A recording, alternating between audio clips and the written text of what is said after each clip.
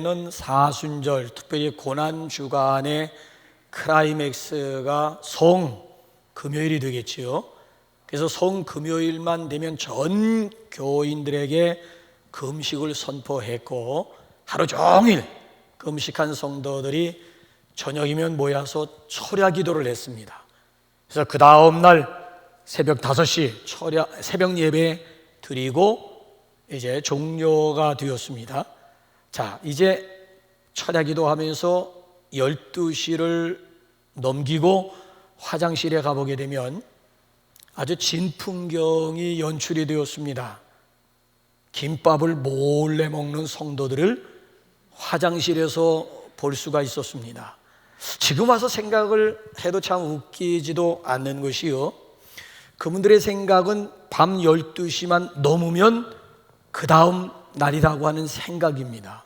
자, 그런 생각이라면은 떳떳하게 로비라든지 아니면 식당에 들어가서 주먹밥을 드시던 아니면 김밥을 드시던 당당하게 드실 일이지, 뭐 때문에 화장실에 들어가서 몰래 준비해온 주먹밥을 먹고 김밥을 먹어야 한단 말입니까?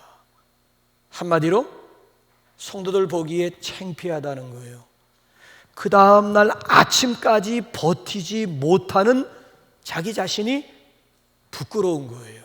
근데 한 가지 참 또 놀라운 사실은요, 순전히 다른 사람들을 의식하면서 버티는 시간이었는데 소위 보여주기 위한 버팀이었음에도 불구하고 그러는 가운데 믿음이 성장하더라고 하는 사실이에요. 마치 시루에 담겨져 있는 콩나물과 같은 원리예요. 물 붓기만 하면 그냥 쑥 빠져버리고 끝나는 것 같은데 그 속에서 콩나물이 자라는 것을 보게 되면 이 어렸을 때 굉장히 아주 신기하기 이를 데 없었는데, 보세요. 버티기 위한 버티기라든지 아니면 남들 눈을 의식하면서 버팀이었다 할지라도 그런 가운데서 믿음이 성장하더라고 하는 사실이에요. 여러분은 여러분 삶 속에서 무슨 일 때문에 버티기를 해보셨습니까? 아마 자라면서 그런 경험들 있으시지요? 어렸을 때에는 친구들하고 물속에 들어가가지고 온 몸을 물에 잠그고 누가 더 오래 버티나 경쟁 아닌 경쟁을 했습니다. 사우나를 가게 되면은 묘한, 이 남자들 같은 경우에는 묘한 객기가 발동을 합니다. 그 중에 하나가 뭔가 하면 습식 사우나실에 들어가가지고 온도를 이빠이 올리고 그리고 땀을 뻘뻘 흘리면서 누가 더 오래 견디냐, 경쟁 아닌 경쟁을 하게 됩니다. 그래서 땀을 뻘뻘 흘리고 막 씩씩거리면서 참다가 씩씩거리면서 나가는 분이 있는가 하면 맨 마지막까지 남아있는 사람 나오는 그 모습을 보게 되면요, 아주 당당하게 승자의 기백을 가지고 얼굴에 아주 만연의 미소와 함께 사우나실을, 왜? 자기가 가장 그 속에서 오래 버텼다 이거야. 어린아이들 같은 경우에는 한 발을 들고 누가 오래 버티나 경쟁을 하기도 하잖아요. 여러분들은 어디까지 버티실 수 있습니까? 여러분들의 인내를 제가 지금 묻고 있는 것입니다. 윤태호 작가의 만화 속 세상이라고 하는 웹툰 가운데 드라마로 방영된 것이 미생이었습니다. 그 당시 장르별 시청률 순위가 종합 1위, 드라마 부분에서도 1위를 차지했습니다. 자, 시청자들은 미생이라고 하는 드라마를 통해서 두 가지를 공감하게 되었습니다. 하나는 나는 과연 열정적으로 살고 있는가라고 하는 도전과 함께 나만 힘든 게 아니로구나 라고 하는 사실로 인해서 엄청나게 위로를 받았습니다. 자, 이 드라마에는 직장인들이 100% 공감하고 있는 대사가 나옵니다. 바로 갓 입사한 2년 계약직 사원인 장그래와 장그래의 직속 상관인 오상식 과장이 건네는 조언이 있어요. 그 조언이 뭔 줄 아십니까? 앞으로 무조건 버텨. 버티는 것이 이기는 것이다. 그 대목이 참 굉장히 그 드라마를 보면서 그 말이 내 마음에 꽂히는 거예요. 그래서 이 오상식 과장과 장글의 임시 우리 계약직 사원과의 대화 내용을 제가 한번 따봤는데, 한번 화면 한번 보실래요? 이왕 들어왔으니 어떻게든 버텨봐라. 여긴 버티는 게 이기는 데야. 버틴다는 것은 어떻게든 완생으로 나아간다는 거니까. 넌 잘 모르겠지만 바둑에 이런 말이 있다. 미생, 완생. 우리는 아직 다 미생이야, 미생. 그러니까 직장 생활이라고 하는 것은 의미를 찾기보다는 무조건 버티는 것이라고. 그러니까 삶의 치열함을 아주 적나라하게 우리에게 보여주었습니다. 자, 버티는 것이 이기는 거다라는 말보다 더 우리 가슴에 와 닿는 말이 있습니다. 그게 바로 존 버입니다. 여러분, 존 버의 뜻이 뭔 줄 아십니까? 이 말은 주식이라든지 아니면 비트코인에 투자한 사람들에게 가장 많이 사용되어지는 말이라고 합니다. 존 버, 존나게 버텨라. 이게 존 버예요. 그러니까 인내로 끝까지 기다리면서 내려갔던 주식이라든지 비트코인 가격이 다시 오를 때까지 희망을 가지고 버티라고 하는 것이 존나라고 하는 이야기예요. 이 얘기는 드라마 미생의 장그래보다도 더 답답한 현실을 우리에게 보여주고 있는 대표적인 말입니다. 여러분, 정말 그래요. 코로나19 사태로 직장에서 이제 살아남기가 그렇게 쉽지 않습니다. 한국이라든지 미국도 마찬가지예요. 직장인들이 코로나 사태 이후로 직장을 잃어버리고 있습니다. 특별히 항공업이라든지 여행업이라든지 아니면 소상공인들의 고통이라고 하는 것은 지금 이루 말할 수가 없는 거예요. TV 화면에 여러분 비춰지는 거 보세요.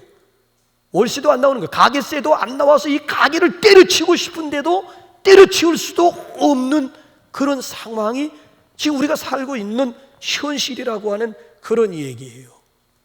자, 그런데 여러분, 성경을 읽어보게 되면은 버틸 것을 우리에게 요구하고 있습니다. 자, 버텨라, 견뎌라, 참아라, 인내하라, 오래 참으라고 하는 말씀이 성경에 몇 회나 나오는 줄 아십니까?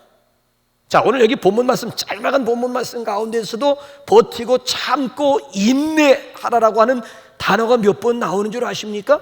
짤막한 본문 말씀 가운데 6번씩이나 계속 지금 강조하고 있는 거예요. 오늘 우리 시대는 버팀을 강요하고 있습니다. 우리는 지금 강요를 받고 있어요. 그야말로 이건 울어도 힘써도 애써도 노력해도 안 되는 겁니다. 그야말로 속수무책이에요. 버티는 방법 외에는 달리 길이 없습니다. 자, 우리 한번 이 시간 한번 본문 말씀으로 한번 우리 들어가 볼까요? 성경은 그러면 자, 견뎌라, 참으라, 인내하라, 오래 참으라고 하는 말씀을 우리말로 표현하게 되면 다 버티라는 얘기인데, 자, 성경은 왜 버팀을 요구하면서 버티라고 할까요? 자, 분명한 이유가 있습니다. 우리 한번 11절 상반절 한번 본문 한번 보실까요? 시작. 보라, 버티는 자를 우리가 복되다 하나니. 우선 버티는 자가 복되기 때문이에요. 버티는 자가 곧 승자이기 때문입니다. 자, 예수님도 이 버팀에 대해서 뭐라고 말씀하시는지 한번 마태복음 10장과 한번 24장 한번 연결시켜 볼까요? 시작. 또 너희가 내 이름으로 말미암아 모든 사람에게 미움을 받을 것이나 끝까지 버티는 자는 구원을 얻으리라. 이젠 24장 종말론장 24장 가보죠. 시작. 그러나 끝까지 견디는 자는 구원을. 자, 그 앞에 내용이 어떤 상황, 어떤 내용이든지 간에 그러나 끝까지 견디는 자는, 끝까지 버티는 자는 구원을 얻으리라. 최종 구원이라고 하는 것은 버팀, 즉 인내에 있다라고 하는 거예요. 그러니까 이 세상에는 두 가지로 나누어지는 거예요. 강자와 약자예요. 누구도 약자로 살고 싶은 생각 없습니다. 다 강자로 살고 싶은 거예요. 그럼 누가 강자입니까? 버티는 자예요. 즉 강자가 버틴다는 얘기가 아니고 버티는 자가 곧 강자라고 하는 얘기예요. 버티는 자, 끝까지 살아남는 자가 그가 강자요 승자라고 하는 거예요. 버티지 못하면은 약자가 되는 거예요. 약자는 결국 우리 사회에서 퇴출당할 수밖에 없다라고 하는 이야기예요. 그래서 여기 보게 되면은 왜 성경이 견뎌라, 참아라, 인내하라, 오래 참으라고 똑같은 내용을 단어를 달리하고 표현을 달리해서 우리에게 강조하는가 하면 버티는 자가 승자요, 버티는 자가 곧 강자이기, 복된 사람이기 때문이고요. 자, 그러면 언제까지 도대체 버티라는 얘기입니까? 우리 한번 7절, 한번 상반절 다시 한번 우리 한번 볼까요? 시작. 그러므로 형제들아, 주께서 강림하시기까지 길이 참으라. 자, 이스라엘의 광야 40년의 역사를 고린도전서 10장은 원망의 역사로 요약을 합니다. 이스라엘 백성들이 광야에서 망한 이유는 고린도전서 10장에 보게 되면 원망이 있기 때문이라는 거예요. 그럼 이스라엘 백성들이 왜 광야에서 40년 동안 원망하면서 불평의 세월을 보냈습니까? 한마디로 말씀드리면 D-Day 때문이에요. 이 광야의 고난이 언제 끝난다는 보장이 없는 거예요. 언제 젖과 꿀이 흐르는 가난에 들어간다라고 하는 기약이 없어. 기약이 D-Day가 없다고. D-Day. 그래서 40년 동안 이스라엘 백성들이 한 일이란 고작해야 그저 텐트를 쳤다 걷었다 쳤다 걷었다 40년 동안 이걸 반복하는 거야. 계속 눈 뜨면 텐트 거두고 또 그렇잖아요. 날이 저물게 되면 다시 또 텐트 치고 이걸 무려 4년이 아니라 40년 동안 반복한다고. 여러분 한번 생각 한번 해보세요. 기약이 없는 거야. 기약이. 이런 짓을 지금 언제 끝내야 되는지, 언제 약속의 땅에 들어간다라고 하는 그 D-Day가 정해지지 않은 거야. 만약에 여러분 광야의 고난이 언제 끝난다라고 하는 D-Day가 정해졌으면 아마 이스라엘 사람들은 이를 악물고라도 참고 또 참을 수가 있었을 거라고요. 지금의 군대는 군대도 아니라고 하는 얘기들을 많이 하잖아요. 정말 그런 것 같아요. 옛날엔 뭐 껄핏하면 뭐 얼차려 받고요.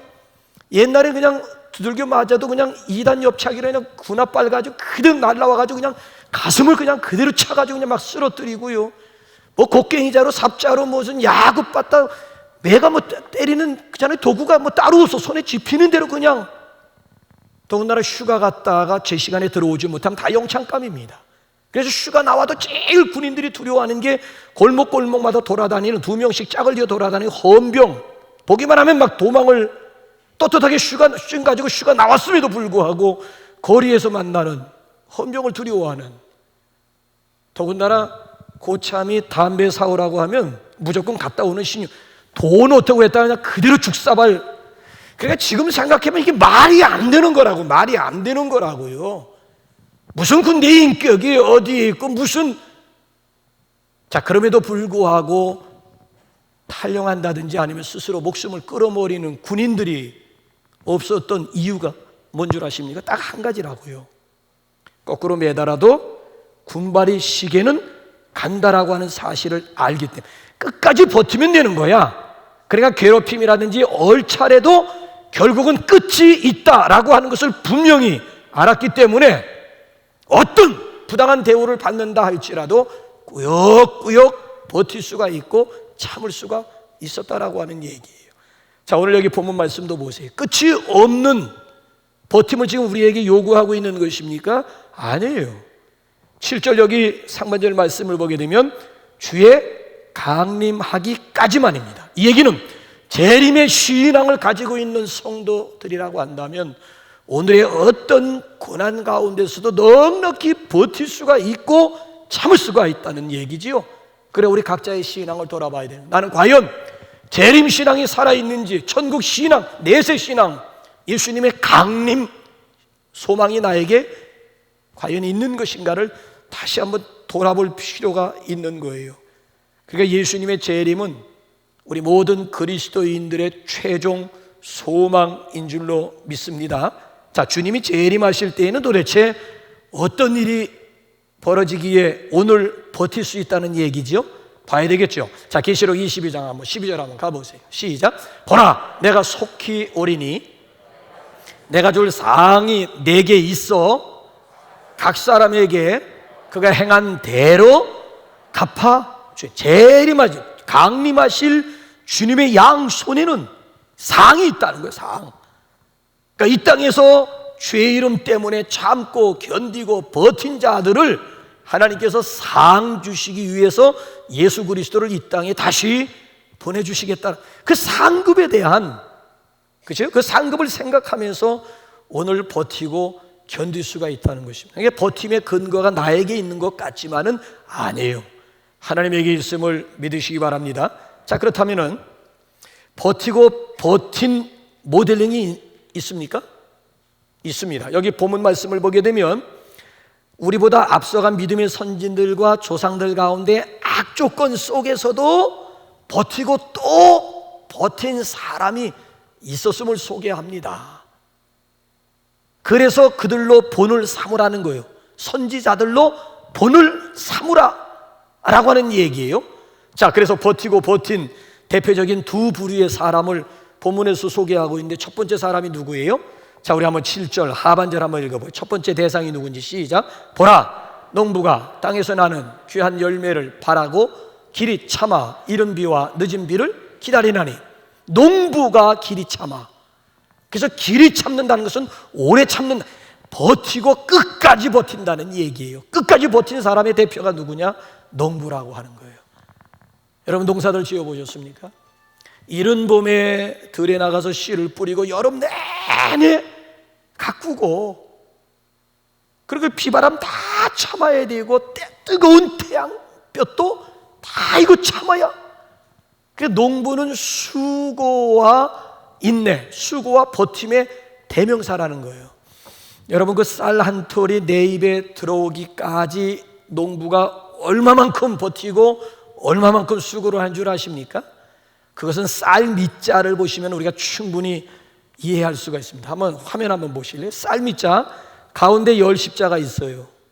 그리고 위에는 8팔자를 거꾸로 배치를 했고요, 아래는 8팔자를 제대로 배치를 해서 서로 이렇게 포개 놓은 형상이 이게 쌀 밑자야. 위에도 8팔이 있고 밑에도 8팔이 있고 중간에 10십자가. 그러니까 농부가 수고해서 그 쌀 한 톨이 내 입에 들어오기까지는 농부가 88번의 수고를 한 끝에 결국 쌀 한 톨이 우리 입으로 들어올 수가 있었다는 거야. 그 쌀 한 톨이 글쎄 내 입에 들어오기까지는 농부의 손길을 88번의 농부의 손길을 거친 결과가 바로 쌀 한 톨이라고 하는 얘기예요. 그러니까 농부는 이른 봄부터 그냥 최선을 다해서 수고하고 땀을 흘리고 그리고 버티고 또 버틴 결과가 가을의 수확이고 가을의 결실이라고 하는 그런 말씀이에요. 그래서 여기 보게 되면 우리에게 버티고 또 버틴 대상을 모델링으로 소개할 때 첫 번째 농부를 소개하고요, 그 다음에 두 번째로는 우리 한번 11절 하반절 말씀 볼까요? 또 우리 버팀의 대명사가 누군지 시작. 너희가 욥의 버팀을 들었고 주께서 주신 결말을 보았거니와 주는 가장 자비하시고 긍휼히 여기시는 이시니라. 자, 인내의 두 번째 대명사가 누구예요? 욥이라고 하는 거예요. 웬만한 사람 같았으면 이 지경 되면 여러분 스스로 인생 포기합니다. 아마 극단적인 선택을 했을 거예요. 또 욥으로 하여금 극단적인 선택을 하도록 그의 감정을 막 부채질한 사람이 있어서 옆에서, 그렇잖아요, 극단적인 선택을 하도록 욥의 감정을 막 부채질한 사람이 있었다고요. 그게 누구예요? 그의 아내예요. 면전에다 대놓고 이래도 당신의 순전함을 지키고자 하느냐, 차라리 당신이 믿는 하나님 저주하고 죽어버리라고 악담을 해. 곱게 그냥 죽어버리라고 했겠습니까? 옛날 우리 어른들의 거침없는, 그렇잖아요, 입김으로 한다면 나가 뒤져버리라고 하면서 악담을. 그러니까 욥이 겪은 고통은 크게 네 가지 고통이었잖아요. 10남매를 하루아침에 잃어버렸어요. 자식이 없어. 두 번째는 동방에서 제일 가는 부자였는데 하루아침에 알거지가 되어버렸어. 더군다나 욥의 자랑거리는 건강이었거든요. 내가 지금까지 살면서 나 한 번도 병원에 가본 일이 없다 이거야. 그래도 자신 있게 자랑할 수 있는 것은 건강 하나 자랑했는데 왜인걸? 하루아침에 건강 다 잃어버리고 몸에 악창이 나가지고 손톱 가지고 긁어가지고 암대 가지고 기왓장 있잖아, 기왓장 깨가지고 기왓장 가지고 자기 몸을 긁어대고 그래도 시원치 않아가지고 재를 갖다가 피가 흐르는 상처가 있는, 거기다가 지금 자기 몸에다 재를 뿌려버리는. 그래서 병원에 가게 되면 돈을 잃는 것은 적게 잃는 것이다, 명예를 잃는 것은 많이 잃는 것이다, 그러나 건강을 잃으면 몽땅 잃은 것이다. 자, 욥에게 있어서 건강 모든 걸 다 잃어버린 거야. 게다가 아내가 지금 악담을 퍼붓고 가출을 해버리고 맙니다. 그러니까 욥에게서 남은 것은 nothing, 아무것도 없는 거야. 이젠 살아야 될 이유가 없어요. 살아야 될 용기마저 없어요. 그래서 욥이라고 하는 사람이 극단적인 선택을 했다는 얘기입니까? 아니잖아요. 오늘 여기 본문 말씀을 보게 되면 그런 상황 가운데서 욥은 버티고 또 버텨가지고 마침내 하나님께서 주신 결말을 욥이라고 하는 사람이 보게 되고 누리게 되었다. 해피 엔딩의 주인공이었음을 여기 본문에서 분명히 말씀해주고 있지 않습니까? 이와 같이 우리보다 앞서 버틴 사람이 있으면 우리는 훨씬 버티기 쉽다 이거야. 그들이 버틴 거 흉내만 내도 우리도 어떤 환경, 어떤 상황 속에서도 충분히 우리도 버틸 수 있고 끝까지 견딜 수 있음을 오늘 본문이 우리에게 증거해주고 있습니다. 자, 그렇다면 끝으로 어떻게 버티라는 얘기예요? 이를 악물고 이를 갈면서 버티라는 얘기입니까? 아니에요. 우리 한번 7절 하반절 다시 한번 여러분 한번 보세요. 자, 시작. 농부가 땅에서 나는 귀한 열매를 바라고 길이 참아 이른 비와 늦은 비를 기다리나니. 자, 농부가 뭘 바라고 길이 참고 오래 참고 견딜 수가 있었다라고요? 농부도 바라는 것이 있었기 때문에 오래 참을 수가 있고 길이 참을 수가 있고 끝까지 버틸 수가 있었다는 거예요. 바라는 것이 있었기 때문에 가능했다는 거예요. 농부가 뭘 바랐기 때문에? 열매. 가을의 풍성한 결실을 미리 내다보았기 때문에 오늘의 태양볕이 문제가 될 수가 없고 비바람이 문제가 될 수가 없고 수고가 문제가 될 수가 없었다는 거예요. 바라는 것이 있었기 때문에 농부가 길이 참을 수가 있었다는 거예요. 그러면 본문에 소개되고 있는 욥은 또 뭘 바랐기 때문에 길이 참고 끝까지 버틸 수가 있었다고요? 자, 한번 욥기 23장 10절 한번 보십시오. 시작. 나의 가는 길을 오직 그가 아시나니 그가 나를 단련하신 후에는 내가 정금같이 나오리라. 욥이 뭘 바라보았어요? 정금을 바라본 거예요. 오늘의 이 고난을 연단, 단련, 시련이라고 받아들인 거예요. 이 단련의 과정을 내가 잘 겪기만 하면 마침내 나는 정금이 되고 순금 신앙인이 된다라고 하는, 정금을 바라보고 순금을 바라보았기 때문에 네 가지 극단적인 아주 극한 그런 고통 가운데서도 스스로 삶을 포기했다는 얘기가 아니라 끝까지 버텨가지고 결국 하나님이 준비하신 결말을 누릴 수가 4대까지, 자손 4대까지 보면서 말년에 잘 된 사람의 대표가 될 수가 있었다는 거예요. 그렇다면 오늘 우리 그리스도인들은 뭘 바라기 때문에 오늘의 고난이라든지 어려움을 버틸 수가 있다는 얘기입니까? 주의 강림이에요. 예수님이 다시 이 땅에 재림하신다라고 하는 재림 신앙만 확실하게 붙들고 있으면 얼마든지 내가 겪는 고통이라든지 문제가 어떤 것이든지 간에 다 소화할 수가 있고 다 버틸 수가 있고 다 견딜 수가 있음을 여기서 지금 강조하고 있는 그런 내용이에요. 그리스도인들에게서 최고의 소망이 있다면 바로 예수님의 재림임을 믿으시기 바랍니다. 그렇습니다. 여러분, 버티기 위한 버티기 아니에요. 버티기 위해서 일을 가려고 아니에요. 소망 가지고 버티라는 거예요. 소망 가지고. 왜 많은 사람들이 스스로 인생을 포기하는 줄 아십니까? 요즘 우리나라가 자살공화국입니다. 자살 OECD 가입 국가 중에서 자살 1등 나라예요. 그 중에서도 20대, 30대 자살률이 가장 높은 나라입니다. 20대, 30대는 한장, 20대 아직 꽃도 피워보지 못한 나이에 스스로 포기하는 이유가 어디에 있습니까?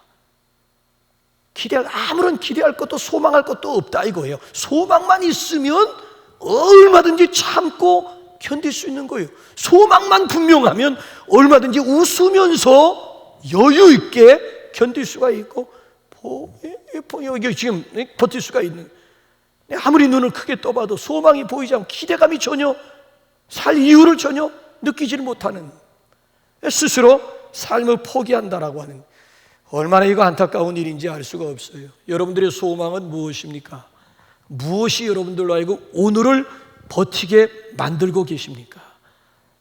우리 잠시 후에 파송성으로 우리 버팀이라고 하는 주제 찬양을 우리 함께 우리 파송성으로 부르게 될 터인데, 그게 로마서 5장 3절 4절을 우리 곡을 붙인 거예요. 자, 로마서 3장 4절 한번 보세요. 시작.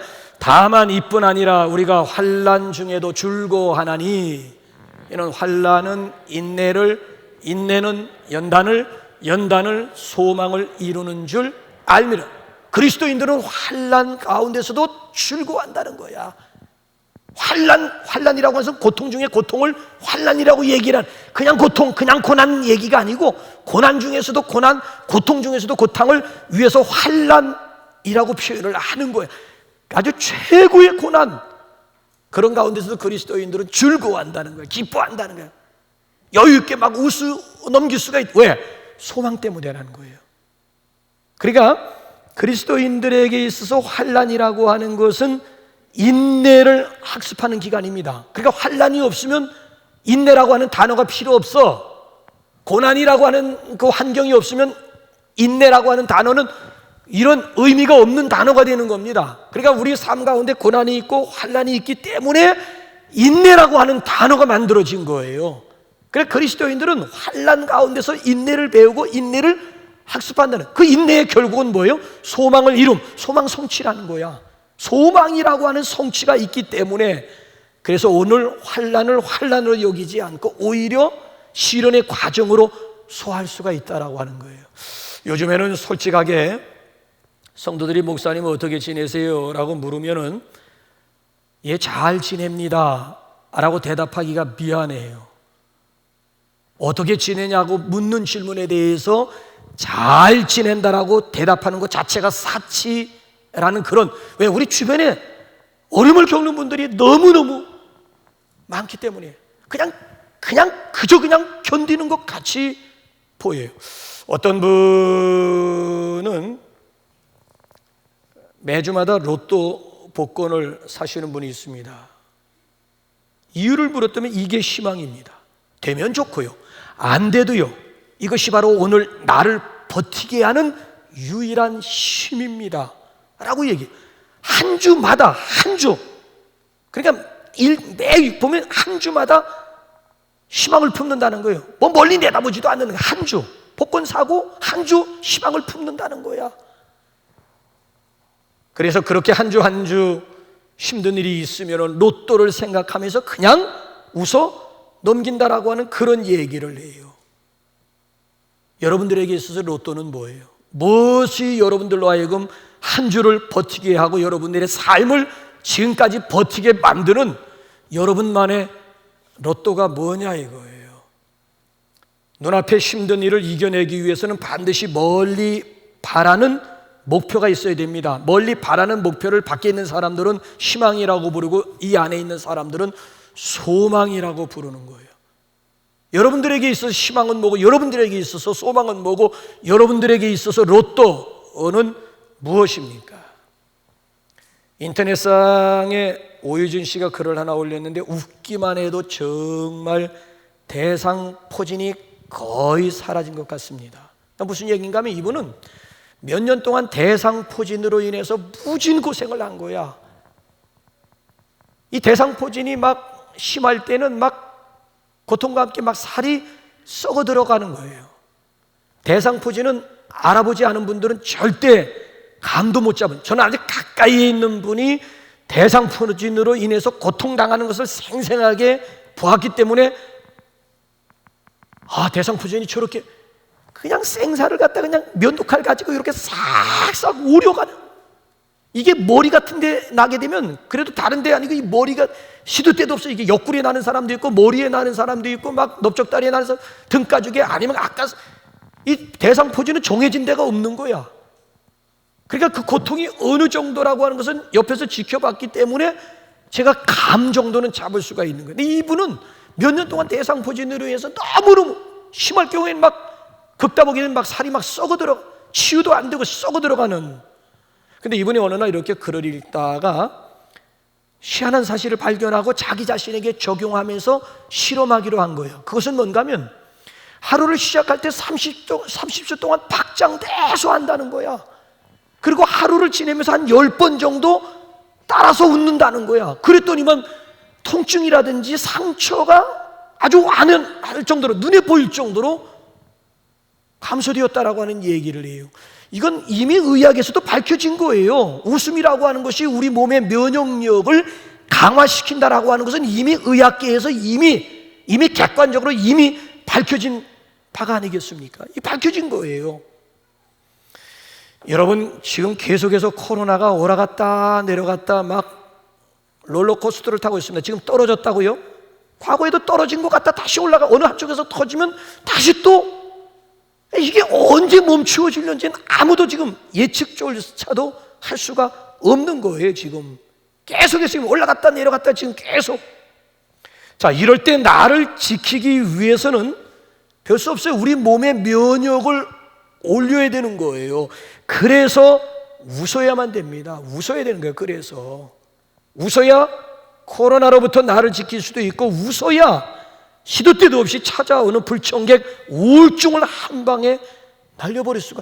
웃을 일이 있어서 웃자는 얘기가 아니고 이기기 위해서 웃자. 그러니까 웃으면 꾸어와서라도 웃어야지 나를 지킬 수가 있고 내 주변을 지킬 수가 있는 거야.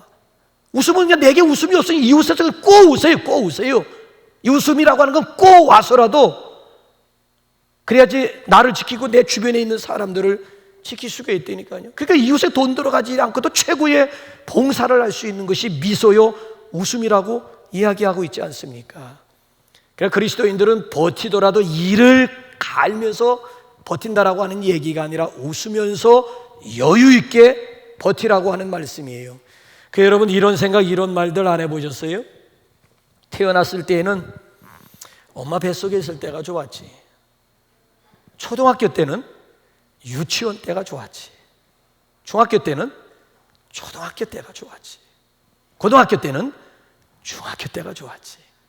대학교 때는 고등학교 때가 좋았지. 직장인일 때는 그래도 학생일 때가 좋았지. 이제 직장에서 퇴사했을 때는 그래도 현직에 있을 때가, 그래도 일할 때가 행복했고 좋았지. 자, 늙으신 분들 한번 대답해 보시기 바랍니다. 지금은 무엇니? 젊었을 때가 좋았지. 자, 여러분, 우리의 생각을 조금만 비틀어 보게 되면은 인생 내내 다 좋은 거예요. 인생 내내 좋지 않은 때가 없었어. 뱃속에 있을 때부터 지금 늙기까지 좋지 않은 때가 하나도 없었다니까. 다 지금까지 보면 다 좋았어요. 여러분, 이제 훗날에 가서 지금의 코로나19 상황에 대해서 추억을 하면서 분명히 여러분 입으로 그런 말을 할 때가 올 것입니다.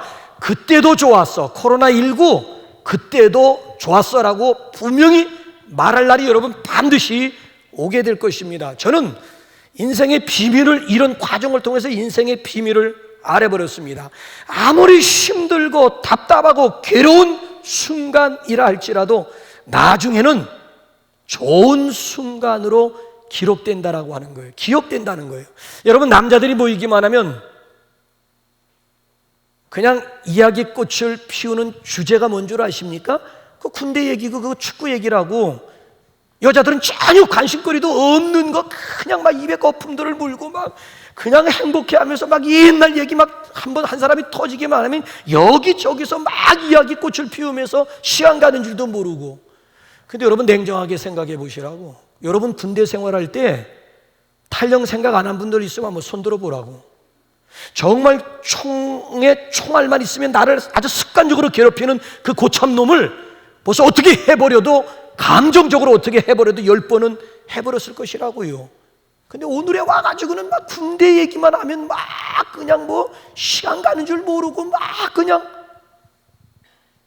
그러니까 여러분, 과거가 힘들고 어려웠던 사람일수록 오늘에 와서 이야기거리가 풍부하고 오늘에 와서 그 과거가 다 아름답게 여겨진다라고 하는 사실 아십니까? 그래서 사실은 저는 군대에 대해서는, 군 생활에 대해서는 할 말이 없는 사람이에요. 너무 편했기 때문에 이래도 되나 싶을 정도로 편안하게 들어갔다, 편안하게 아예 훈련소에부터 스카웃된 몸이기 때문에. 그래서 제가 저희 동기들 다 친구들 모였을 때 막 군대 얘기할 때 나도 껴들었다. 넌 새끼야 빠져. 너는 말할 자격도 없어 이 새끼.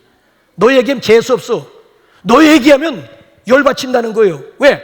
편한 얘기야. 군대 생활할 때 아주 편한 얘기하게 되면 상대적으로 굉장히 막 열이 빠지고 짜증난다는 거야. 그러니까 군대 얘기할 때 미안하지만 넌 빠져 이 자식아. 그 얘기를 제가 듣고는 그다음부터는 제가 이런 방구도. 그래서 여러분, 제가 지금까지 20년 넘게 남북교회에 있으면서 무슨 군대 얘기, 사석이나 공석에서 군대 얘기 한 적 있습니까? 단 한 번도 없고 오늘 처음 지금 안 하려고 하다 지금 과거 얘기하다가 지금 얘기 나온 거라고, 지금 실수로 나온 거라고 지금. 그래, 군대 얘기해서 할 말이 없는. 그래, 여러분, 오늘의 상황에 대해서 너무 짜증을 내시거나 불평하지 마십시다. 그냥 버티세요. 내일을 생각하면서 오늘을 버티십시오. 하나님께서 에스겔 선지자를 통해서 여러분을 위로하십니다. 에스겔 16장 6절 한번 끝으로 한번 읽고 한번 찬양 하나님 앞에 드릴까요? 시작. 내게 이르기를 너는 피투성이라도 살라. 다시 이르기를 너는 피투성이라도 살라. 자, 어린아이가 어머니 뱃속에서 나와 완전히 피투성이가 돼서 막 발짓하는 그런 모습을 지금 연상하시면 되는 거예요. 그냥 이거 돌보지 않으면 그냥 핏덩어리로 그냥 사사나가 되는 겁니다. 태어났다고 다 사는 게 아니에요.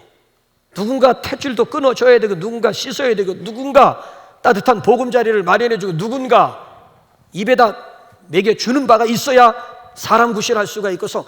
근데 이건 태어나자마자 피투성이로 막 발짓하는 그런 모습을 보고 죽으라는 얘기가 아니고, 하나님께 다시 말한다.